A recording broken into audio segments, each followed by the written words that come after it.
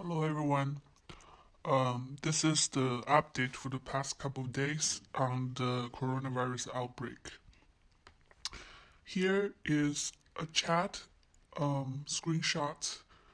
I'm gonna translate it for you. The guy who's a graduate student from Jingshu Garden, which is a residential compound, was sick again, was sent back to the hospital. Now his parents were sent to quarantine. This is the picture. The first patient who concluded treatment of in Yuyao was back in the hospital again. The CT scan showed worsened inflammation, and there was traces of the virus in his feces. Seems like this virus is really hard to deal with. So this is a screenshot that shows that people who got better, recovered from the infections, could get it again. This one is the announcement by Hubei Film Studio on the passing of film director Chiang Kai.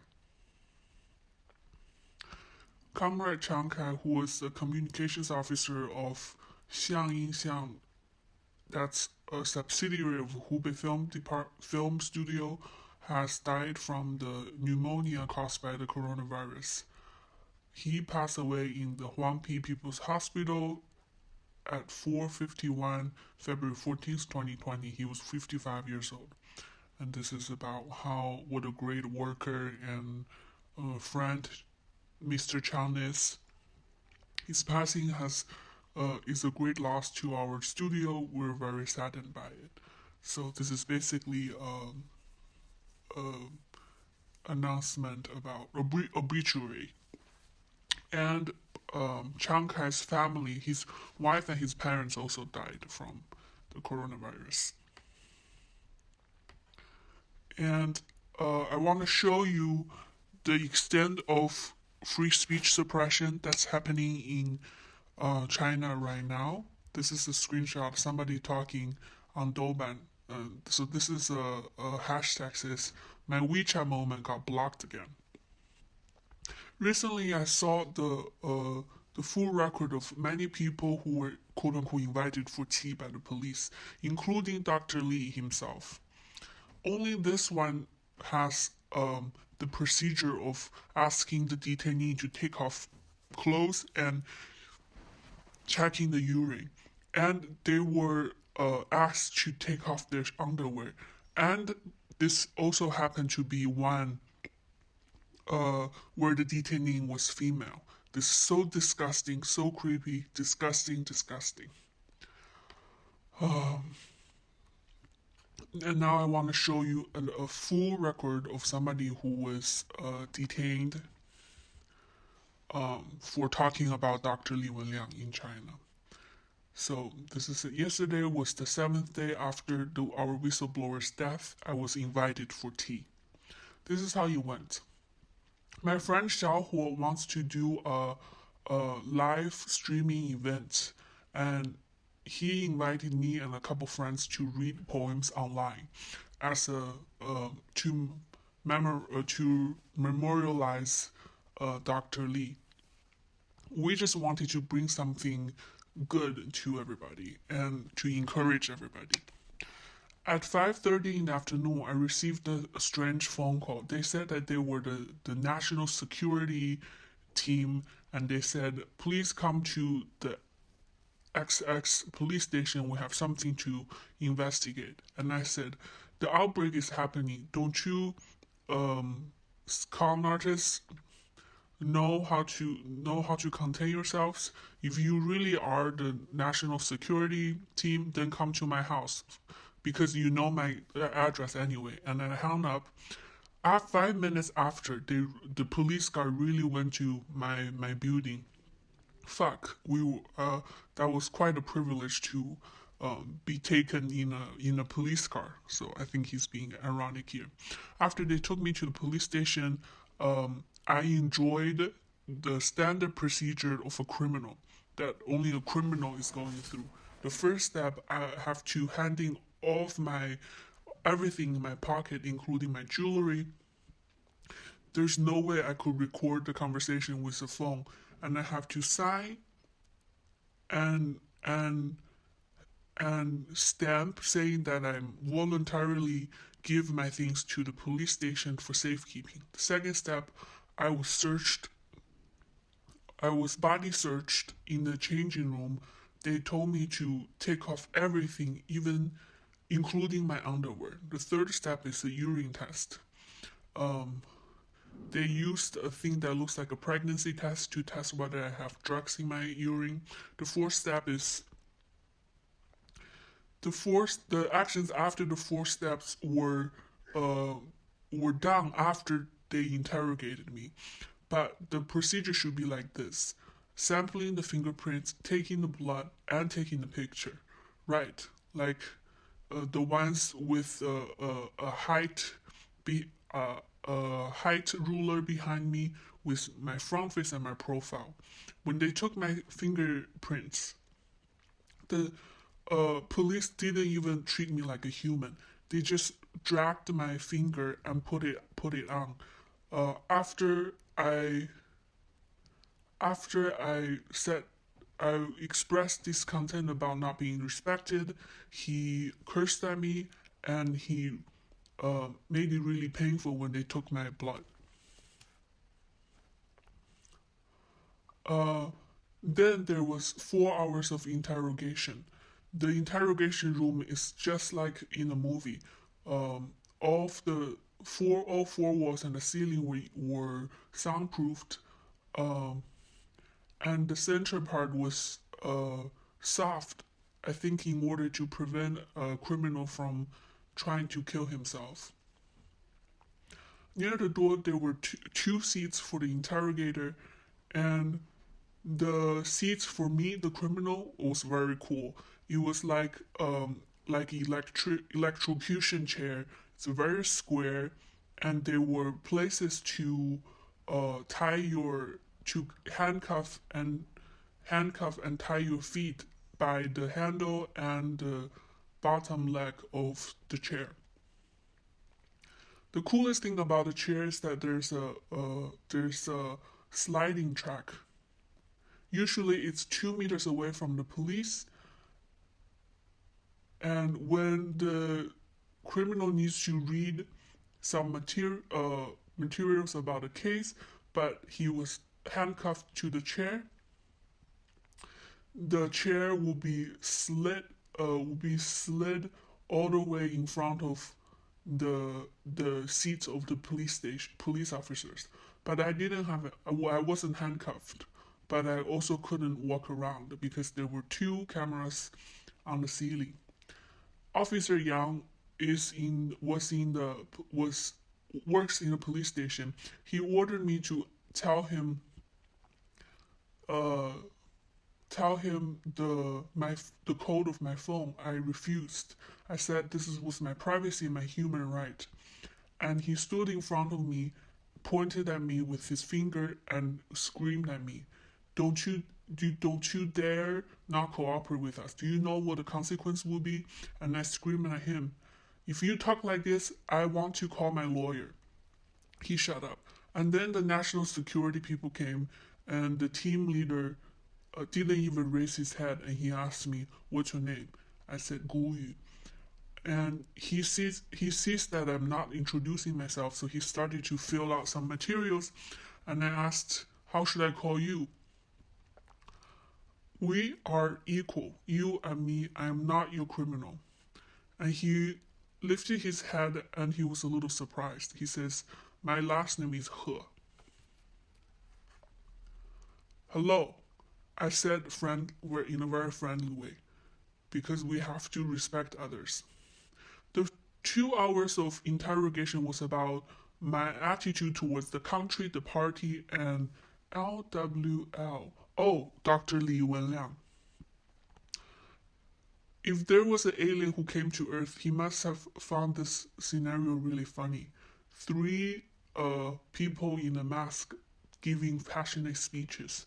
And my strategy was to say whatever they wanted me to say, um, when he was discussing with me about the inaction of the Wuhan government, I started to get real.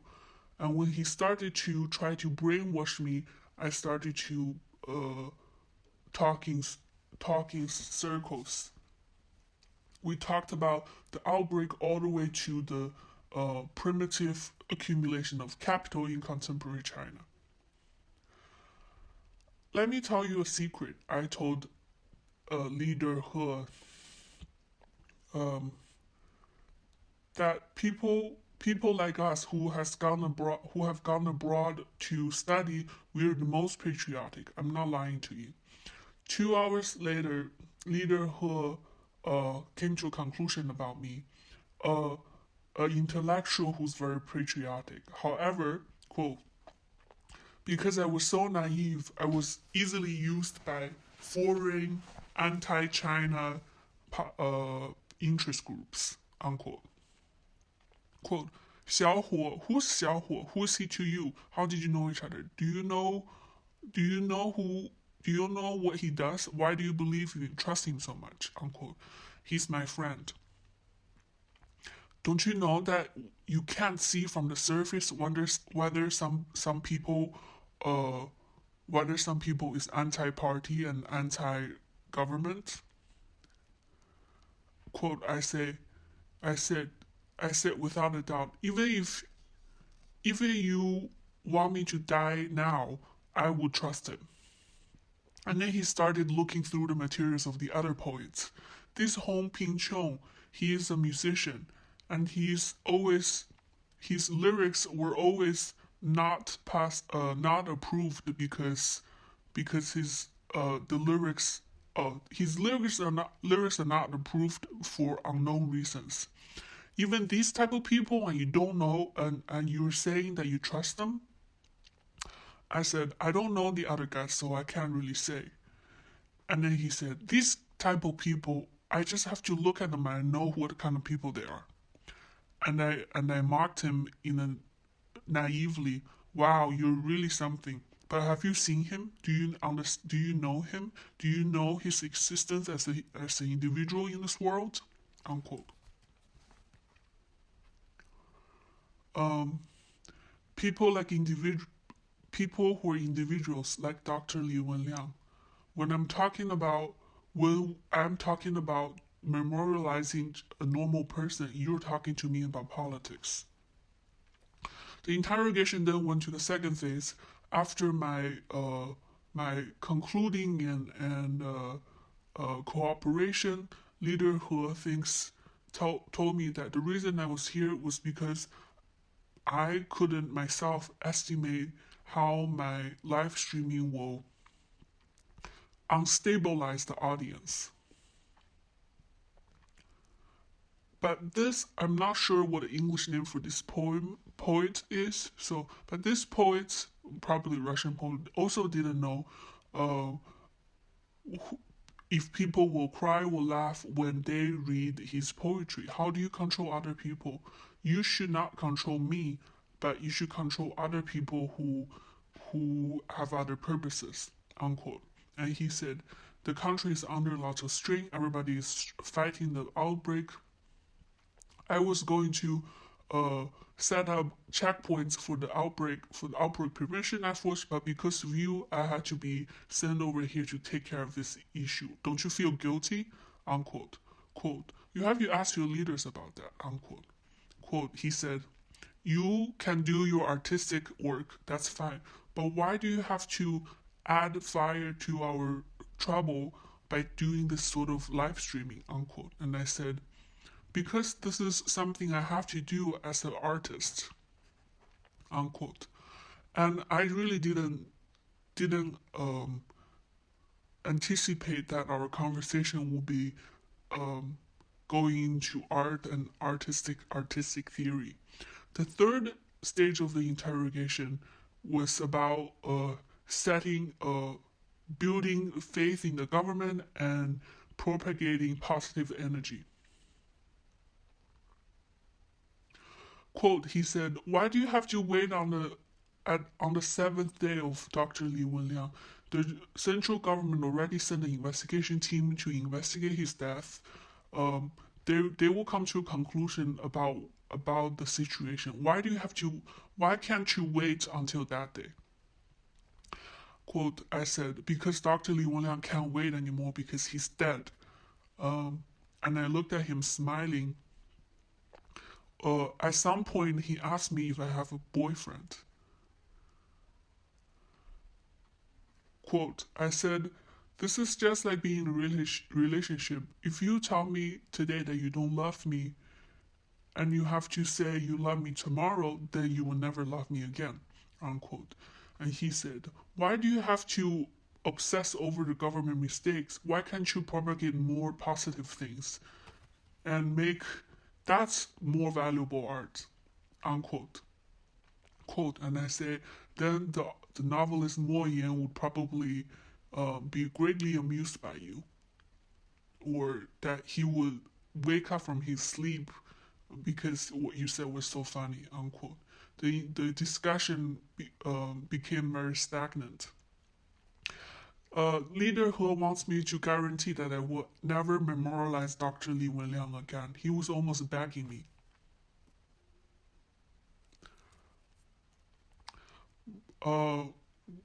This person and I, we have talked so much, and he couldn't recognize that language has lost its power. Then at last I started to pretend to be asleep, and he shouted, "Guo Yu, why or are you hearing me or not?" Unquote. I thought he was kind of cute yelling at me like that because he looked even more sleepy than I am. We, after a lot of bargaining, as if we were two conscientious actors playing merchants, I accepted what he said and I agreed to write the guarantee letter. So below is the guarantee letter that I've carefully crafted. I am Gu Yu, and after the thought education by law enforcement, I realized that live streaming poetry reading to memorialize Dr. Li Wenliang is dangerous. So I guarantee here, first, I will never live stream. I will never memorialize Dr. Li Wenliang in the form of live streaming for an audience. Second, my free artistic creation will be under the premise of not breaking the law. Like this, I concluded my 5 hours in a police station. P.S. The materials that I signed has given me the offense of suspected of sabotaging public safety and public order. And I was prosecuted according to the first term of Article 83 of the Public Safety Management Regulations. I'm not a law student, so I don't know what this is, but it seems like now I have a criminal background. Wow. Okay. And now I want to show you this screenshot, which is crab farmers. He was saying, I'm a crab farmer with a big farm. Because of the outbreak, I'm selling my crabs for, this is about $20 per 3 kilos and $2 for $15 for 2 kilos. Because of the lockdowns and the restrictions over China, a lot of farmers are faced with catastrophic economic consequences, and this is just one of the many. And this is the news about this outlet in China who was penalized for speaking, for basically having too good of a report about the outbreak. So the China's Internet Credit and Safety Office invited the people in charge of Fenghuang website. Fenghuang is the news outlet. Fenghuang website and Fenghuang's news outlet terminal in regarding parts of the reports that are in serious violation and the channels that have been suspended. So in this outbreak, there were many state media outlets who at some point have done great reports about what's going on in the outbreak and elucidated the extent to which the government is responsible. And I think at this point we're at a stage where the government is really cracking down on not only civilians but many state media outlets or state-controlled media outlets who, even under the pressure of the government, were trying to give good reports. And this is one of quite several outlets that have been penalized and have their accounts deleted or suspended on Weibo and Weixin and WeChat. This is a picture of another compound in Wuhan that says, by February 11th, our community has 25 patients, 4 deaths, and 0 person who has recovered. There were 16 suspected patients and 9 other fever patients, and these are the locations of the patients.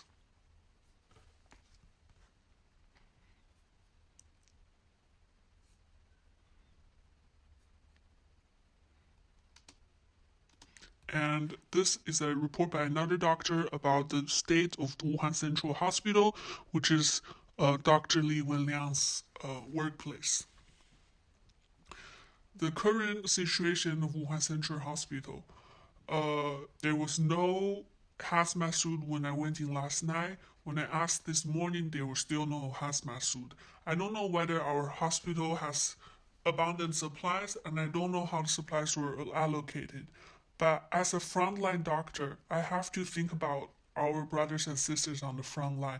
We're fighting with our lives on the front line. That's fine, but you can't just have us. This says have us give our head to the virus, which means have us go there unprotected. There was not enough equipment, not enough supplies. We can't even find a trash bag to act like a protection suit or to cover our feet.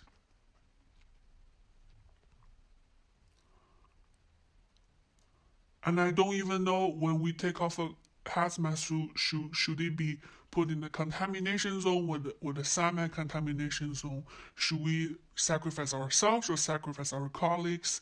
Can I ask you, when we get affected and get sick, who's going to cure the patients? You, or you?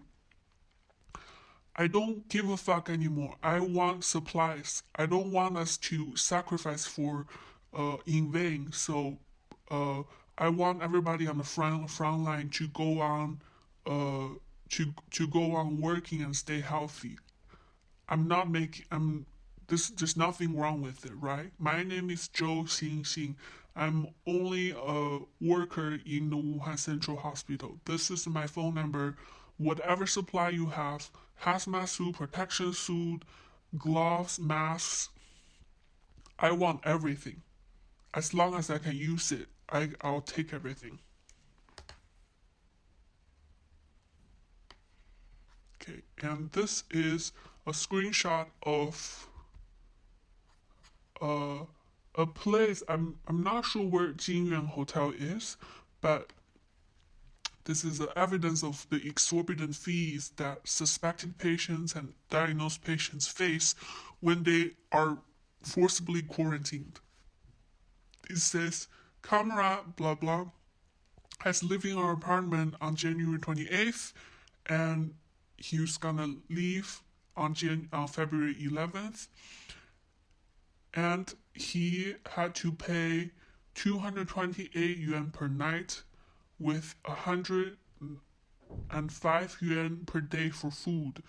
His mandatory quarantine would incur a cost of 6,132 yuan, and he he had to pay all this money by February 12th.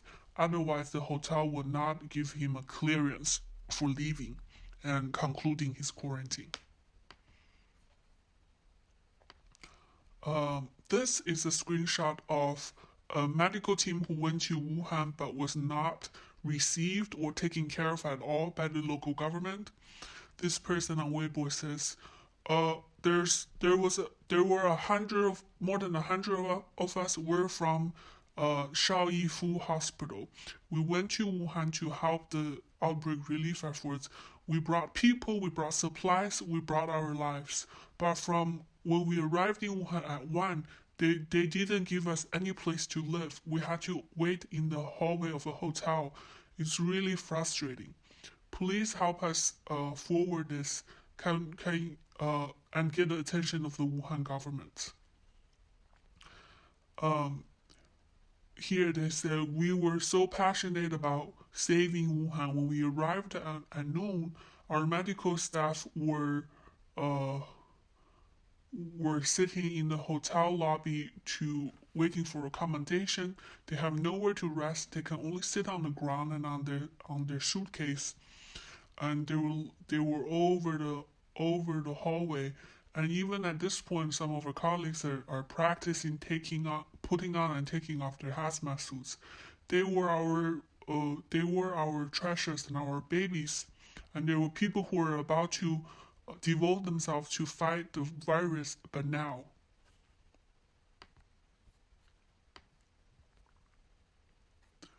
And this is a report of somebody from Taiwan who said that the government in Kunshan is forcefully trying to get the companies and factories to start working again. Today is really tragic. The police seem to be involved in issues related to going back to work. There are several Taiwanese businesses who told me that their city's police officers gave them an order to go back to business, and they were going to go to the factory to investigate. There was one Taiwanese business in Kunshan that said that the police sent people to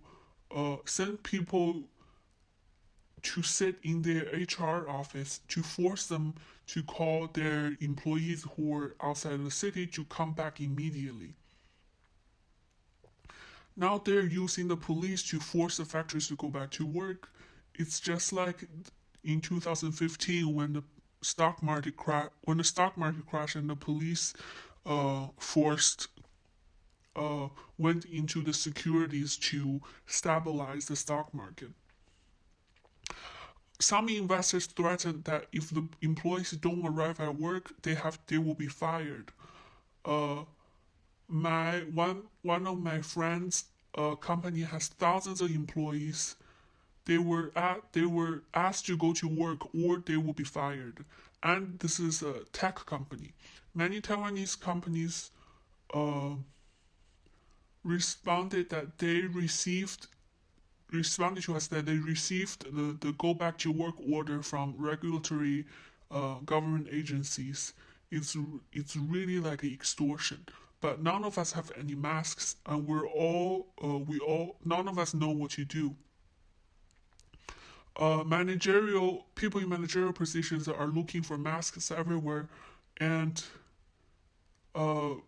large manufacturers have already bought some machines and they're ready to make masks for themselves.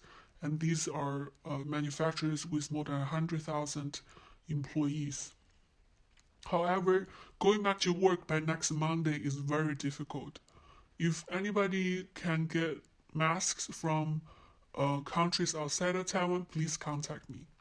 This outbreak has caused a severe challenge to the social order.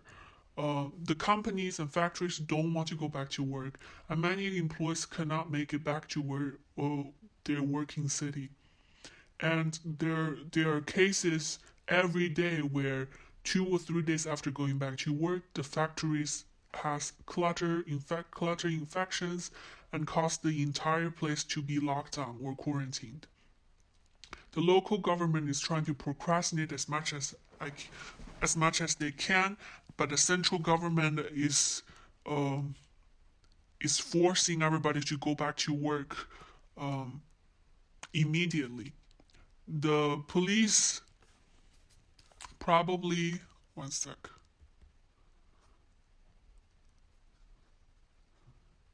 The police is probably the part of government that listens to Xi Jinping the most. Uh, so they can only send police officers to supervise us. From the 10th, when we technically went back to work, it's already the 14th and nobody's going back to work.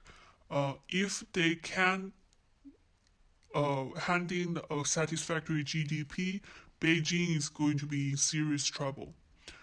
Normal citizens are doing everything they can to pretend to be sick, and my friend has already planned to go back to Hangzhou's village uh, to hide in the rural areas of Hangzhou. Everywhere there's disorder. The bigger Taiwanese business will have to open for business next week. I think um, the period of further spreading is about to come. Please don't neglect this. Uh, last time I said that Zhejiang is in serious danger in my post, and on in the early morning of that day, Hangzhou has announced a lockdown type of management. What we're seeing is just the tip of the iceberg. If Taiwanese officials get sick, their first reaction will be to take a plane and go home, and then Taiwan will really have a hard time avoiding clutter infections. I think the real plague is gonna come in March. The Taiwanese society must face the problems brought by the suspension of flights. We have to think about the conditions and the schedule of flight suspension. If the outbreak became serious to a certain degree, they have to uh, issue a warning about flight suspension so that Taiwanese businesses can retreat back to Taiwan in 2 or 3 days. Uh, and we can protect Taiwan proper from the outbreak. This is not a joke. I don't know how anybody has the mood to talk about morals and and other things. The situation cannot tolerate any romanticism or um, optimism. Please, everybody, please, everybody, we really don't feel sick. Please, everybody, be more realistic. We have no sense of security right now. Okay, so that's the news update from I think February 13th to February 18th. Thank you for listening.